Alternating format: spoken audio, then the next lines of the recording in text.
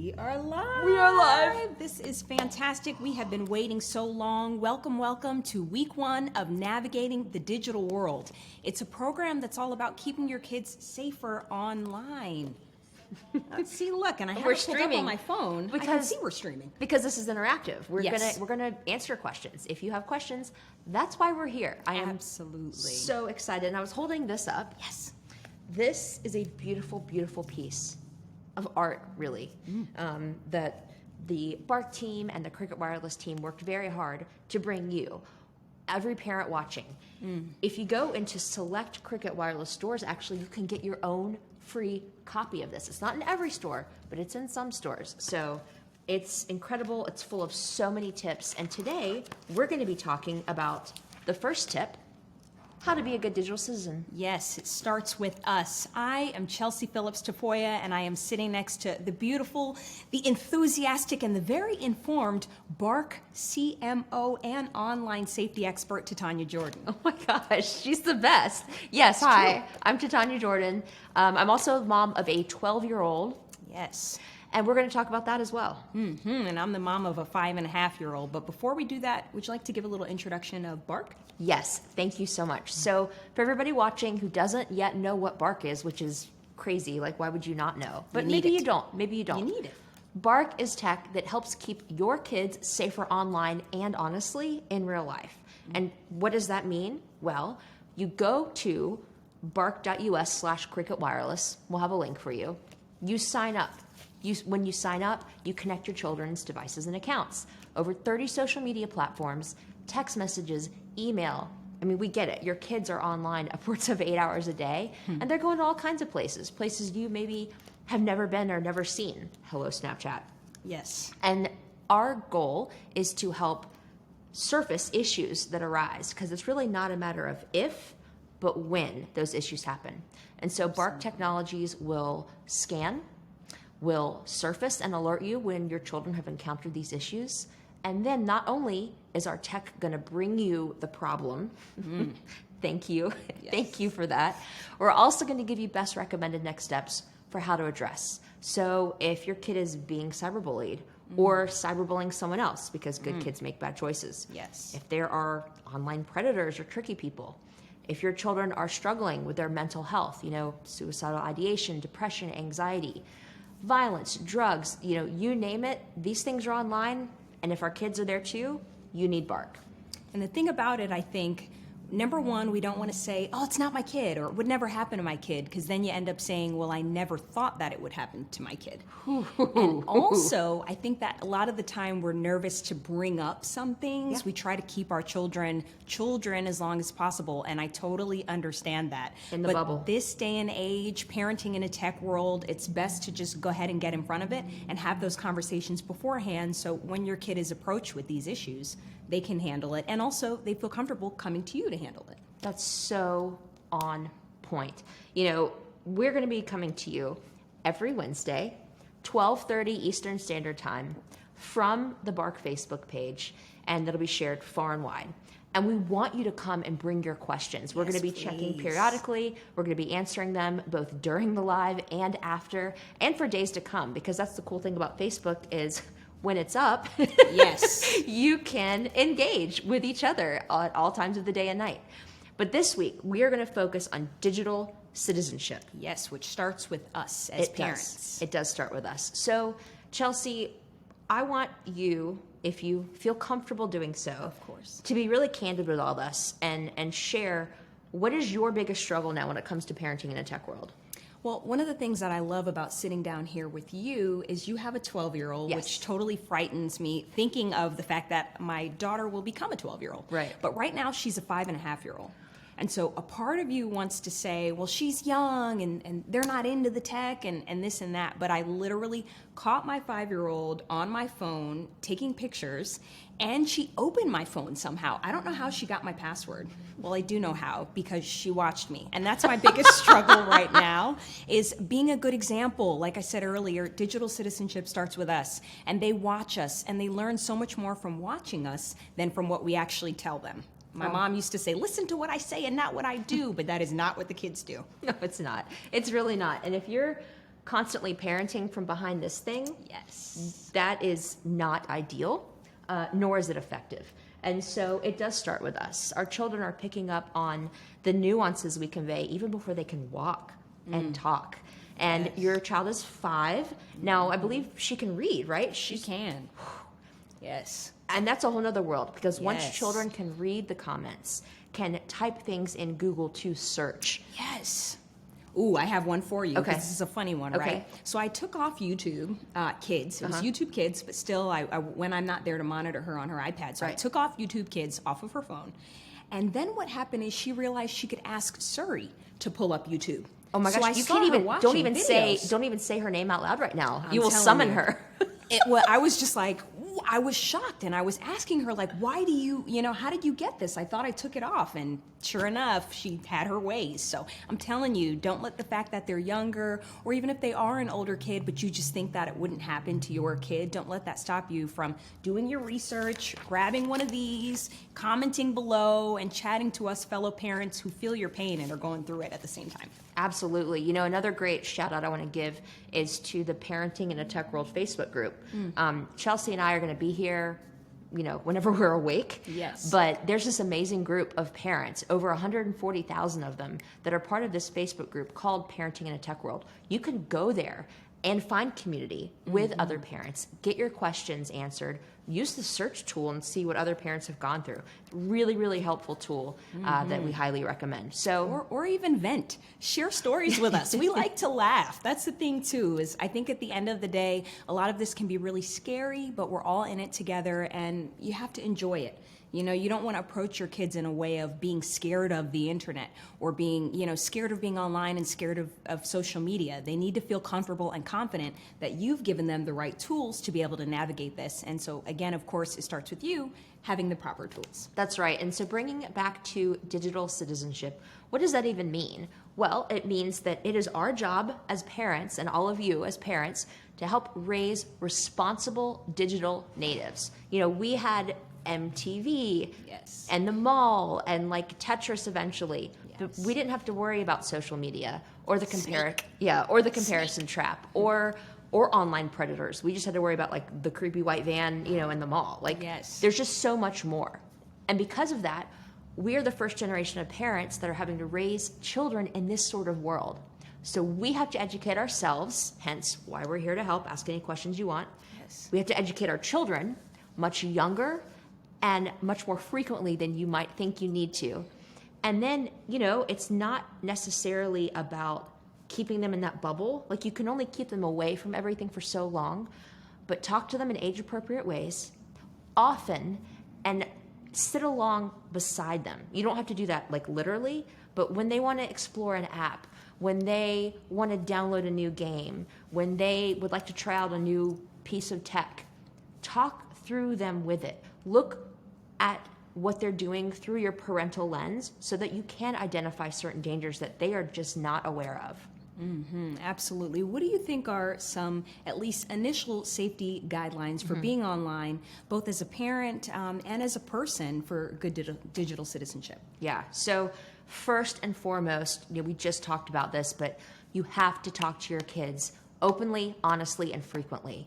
You might think you need to have that pornography conversation when they're like 12. No, it's more like 7, 8, 9, because even if they're not actively looking for content, which they do because kids are curious and curiosity is normal, they could just stumble upon it. If you don't have the right filters and monitoring in place, hello, Bark, it's just a matter of time. So those frequent, candid conversations about the toughest subjects. On top of that, you've got to use the tech. Use the tech that's at your disposal. There are a variety of screen time and filtering options given to you by your smartphone, by your internet service provider, by the tech that is in your home and in your bags and in your lap, in your cars. Do a quick Google search and look for them, where you can also go to bark.us/Cricket Wireless. We've got all kinds of tips there for just how to get that started. Yes. And then finally, if you take nothing else away from this, please consider using Bark. Bark will help to monitor your children's devices and accounts and activity and help to surface the things that you actually need to pay attention to. There's so much that goes on in their world, and a lot of it is just noise. A lot of it is just, kids being kids, and you don't have to dig in and be a helicopter parent. But for the things that you do need to know about, and you don't even know where to look or how to find them, or maybe the kids are hiding them from you, that's where Bark comes in. Bark, if I may brag. Yes. For a brag, minute. sister, brag. But yeah, time to brag. Bark has helped to surface over 1,000 online predators to law enforcement, which is, it's chilling and it's hard to think about. Yes. They're out there. They're out there, and you need to know that. And I'm proud that our company has helped to surface those. We've also helped to escalate over 291,000 severe self-harm incidents. Wow. And this is in children. I'm not talking about in adults, in children. And so, it's some heavy stuff we're talking about now. But the fact is we're all connected. We're all connected. Thank you, Cricket Wireless. Yes. But because we're connected, we also need to be protected. Oh, I like that. I like that. The thing I think that makes this subject so hard, number one, is like you said, it's kind of icky. We get some of the icky feeling as parents. And like I said earlier, you may not want to approach your kid about it. I know a lot of us may think that we're putting it into their heads, but again, you would be surprised what society and what they just get from what's around them. So I'd rather them come to us and talk first. One question I think a lot of us might have is, what is an appropriate age to even provide your child with a phone? Ooh. I have friends who have a 5-year-old who already has a phone. Not knocking you, but I didn't do that. But what's an appropriate age? That is the top question I get. It's also the hardest question to answer. Every child is different. What might be right for one 10-year-old is definitely not right for another 10-year-old. I will say that the average age that we're seeing children get smartphones now is between 8 and 10. Now, is that the best choice? It depends on the child. And so it's less about their age and more about, are you prepared, parent? Have you done the research? Have you put Bark on their phones? Have you looked into the screen time and the filtering aspects that you have at your disposal? Do you know what their world is like? Do you know that, kids are on Snapchat well before the age of 13. They're on Instagram. They're on TikTok. They're on Kick. They're using WhatsApp and Signal, and I'm probably saying words you maybe haven't heard about yet. So do your research before you hand them the tools. Then it's a matter of monitoring it. You've got to monitor, and you have to have those conversations. And I will say, I mentioned the Facebook group earlier. So many conversations happening in there. But I have heard so many times a parent saying, I wish I would have waited. I feel that way too. I gave my son a smartphone too early, and I gave him access to various social media platforms too early. I wish I could take it back. I can't. And so we are where we are. Parents all the time say, I wish I would have waited. I wish I would have waited. I wish I would have waited just a little bit longer. Flip side of that, I've never heard a parent say, I should have done it sooner. So keep that nugget in mind. You don't want to be the first parent to give your child access to a device, to a gaming console, to an app. But you also don't want to be the last, because that's how they communicate. Yes. That is where they socialize. That's how we know where they are, too. Yeah, that's true. You want to be able to communicate with them. And tech isn't inherently bad. Tech is great. Yes. Tech is how we connected. Yes. Tech is how we are talking to you live right now, which still blows my mind. Yes. So tech is awesome and has a lot of great capabilities, but you have to know before you go. Ooh, I like that too. I think a lot of the time too, our body language and our body, what you're providing to your child, your tone of voice, things like that is very important too. So something that might be kind of icky to us, like an online predator, speaking about that, if you approach your kid in a way where it shows them that you're confident in what you're speaking about, yes, this is something that can be bad, but our conversation about it is good because we are preparing ourselves to do so. I think all of that comes along with that too, but you're right about not wanting to be the last, because then the kid kind of feels like, I need it, and they get made fun of for not having it, and then when they have it, they feel like they have to catch up or kind of sneak and do things like that with it. Yeah, when you're trying to avoid having them be cyberbullied, you don't want to contribute to them being cyberbullied. It's not easy. We know it's not easy, but that's why we're here to help. So Chelsea, Has there been a challenge, in the past few years that involves parenting and tech that you want to talk about? I'm going to ask you that, let you think about that while I share a challenge that I want to share with all of you. So for the longest time when my 12-year-old was younger, our biggest point of friction was screen time. Like, Yes. my gosh, you're always on the thing, Yes. whatever the thing is. And is it damaging your brain? Are you going to grow up and be okay? Like, how much Yes. therapy are you going to need because of this? I'm joking, but I'm not. And so we'd always have these struggles. And it wasn't enough for me to just say, like, because I said so. That doesn't go over very well. Yeah, it did when we were kids, but not anymore. Not with these generational For some reason, kids. it doesn't work anymore. That's another Facebook Live for another day. Yes. But when I explained to him the nuances behind a screen, behind a device, behind a gaming console or an app, Jackson, when you're using this tech, it lights up a part of your brain that is the same pleasure center in your brain that lights up when you have dessert, for example. And there is a very high likelihood that you could lose control. And I know how much you like to be in control. So let's work on this together. Let's discuss reasonable limits around when you should be gaming and when you need a break. Because not only is it lighting up your brain in ways that could lead to addictive pathways down the line, but you're a kid. You're not supposed to be sedentary, sitting still for this long of time. You need to be moving your body. Yes, and I see it with myself. I mean, I'll get on, IG or even Facebook, which I love. You catch up with people, Yeah. but then 20, 30, an hour goes by, and I'm like, how did that just happen? And the same thing will happen. I mean, I like the tool of having an iPad. There are a lot of things you can learn on YouTube, and most of the videos my daughter watches are actually those things. Right. She's learning actively, she's engaging, but I also realize she likes the clicking. It's the clicking and being in control, like you mentioned, and then by the time she's 3, 4, 5 clicks in, I have no idea what's going on unless I'm absolutely sitting there next to her kind of monitoring. Yeah. I think a challenge of mine that I've come up with, and this happens even in our learning videos and things like that, are the ads. Ooh. Even the YouTube Kids ads, unfortunately. My daughter had a St. Jude's ad come up, and I love St. Jude's. We are contributors, but it sparked a whole different set of conversations I wasn't quite ready for. Like, well, mommy, kids can get really sick, and how come doctors can't help them, and things like that. And so I quickly realized that even though we were watching a safe video online, when the ad came out, I lost my control of what was there, and that kind of broke my heart for her, that having to explain those conversations with her. So I think that would be my answer to your question of a challenge is knowing, like you said, how long to be on the phone, can I step away for a moment, how much do I have to sit there and really monitor her on the phone or on the iPad, and I really can't unless I have a tool like Bark that can kind of help me with things like that when I'm not there. And knowing just the prevalence with which these issues are happening to kids. It's one thing if it's, 5% of kids experience XYZ issue a year. It's terrible.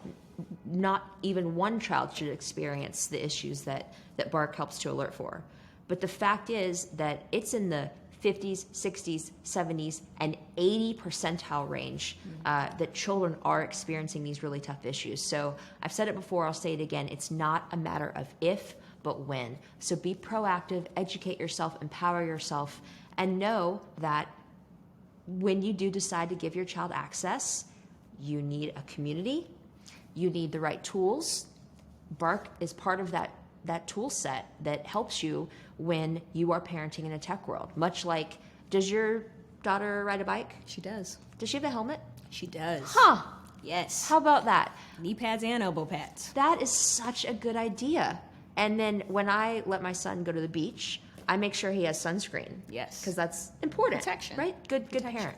So when you give your kids a device, let's say you go to cricket and you're going to get them their first smartphone, which is so exciting, make sure you use Bark.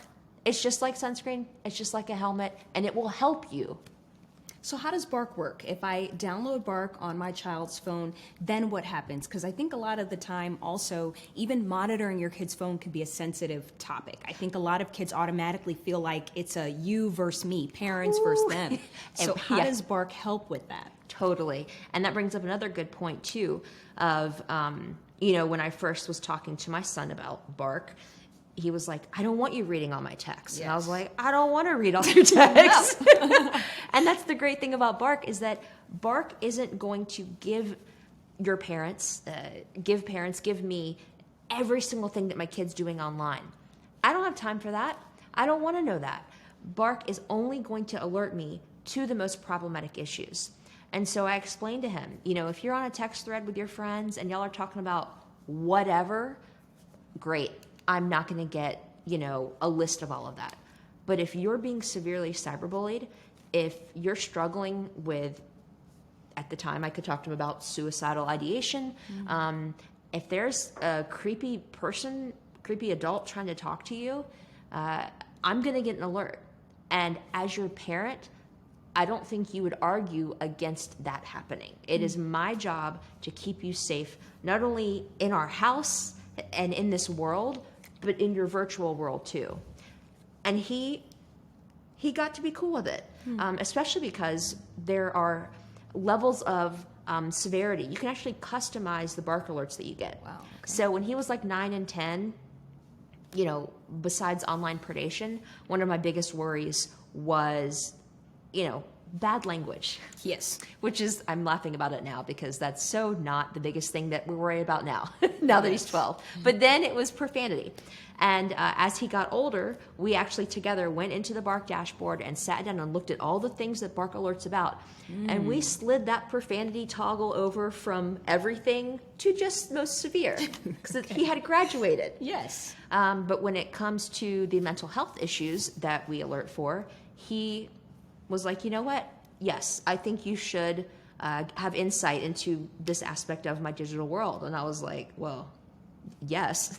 And I'm glad you agree. Yes, not your choice. Not but your yes, choice, you but agree. yes. I love that you say that, though, that number one, it's a conversation that you had before these things happen. So you're not in emotional chaos, crisis reaction mode. Right. When it comes to actually having these conversations with them. They know the deal. They know what's going on. Yeah. And also they know that they can come to you again, because that's what it's all about. And these different tools help it not be a you as a parent versus your child kind of thing. I love that you said you guys sat down and went through the Bark as well. That's not something that I even thought of, but you went through it and really, so it's not something that's surprise to your child on the back end. We've already kind of had this deal, and now we can navigate it together as parent and child. Absolutely. Yeah, it's so important that you talk with your child. You have these conversations versus just exerting control over them, making them feel like they're,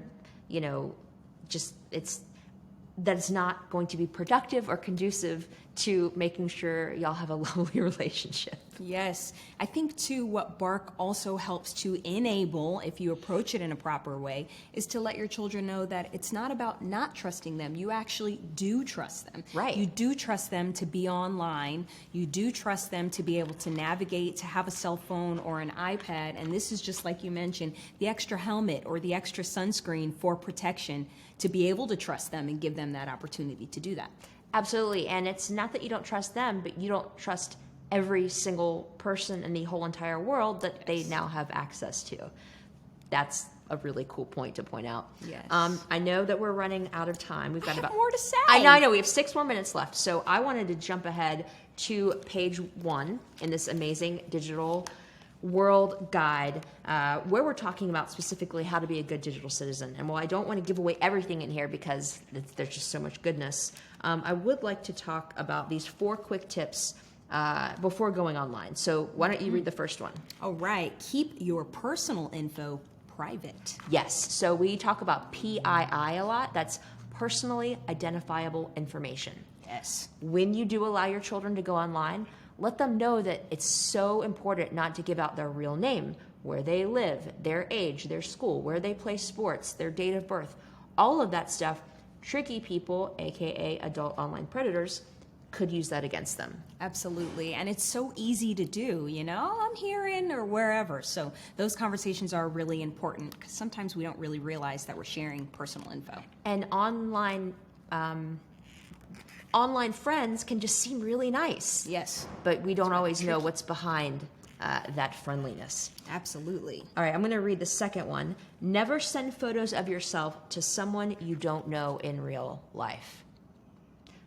Please just let that sink in for a minute. I'm going to hit you with a fact that hit me in the gut when I heard it, and that's that sexting is the new first base. So when we were kids, you know, it was first kiss, like around 5th, 6th grade, 7th grade, 8th grade, whatever, no judging. And like that was, you know, that was a thing. But now it's sending nudes. And it's really hard. It's hard to hear that, and it's hard to accept that that's where kids are these days. But they are.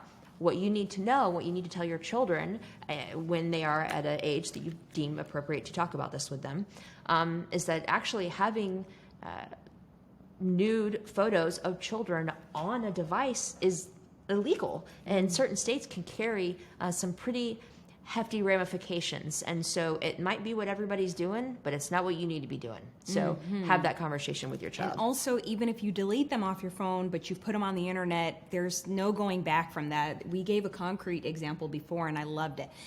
That's something that you always have to think about too. I know a lot of kids may think, oh, I deleted it off my phone and it's gone, or even off Facebook and it's gone, but someone could take a screenshot. That's right. Yeah, I might send it via Snapchat because it disappears, but guess what? My friend sitting beside me can take a picture of it, and you wouldn't know. So, and there are servers. There are servers. Yes. They're everywhere. All right. How about we touch on this one? Let's go ahead and read that one out loud. Don't trust that strangers are who they say they are. Ooh, that's why they're tricky people. Yeah, I think we covered that enough. But it, you know, on that point. Let your children know that if they ever see anything scary online or encounter something uncomfortable, that it's okay for them to talk to you about it.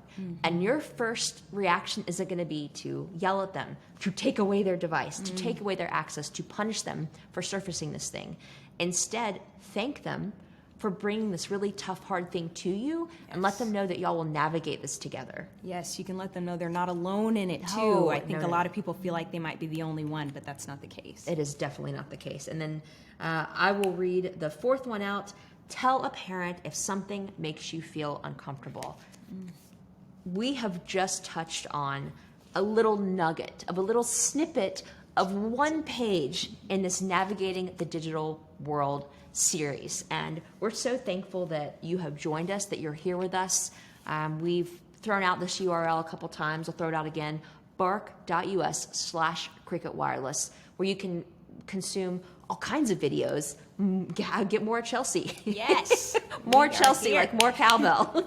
We are here for you. Please engage with us. Ask your questions even after this Facebook Live ends. Please continue to add your comments. We will be here for the next 5 weeks, or I guess 4 weeks after today, and we want to be able to interact with you and really speak about what's important to you, because it's also important to us, and you're not alone in this. We are all navigating this digital world as parents together.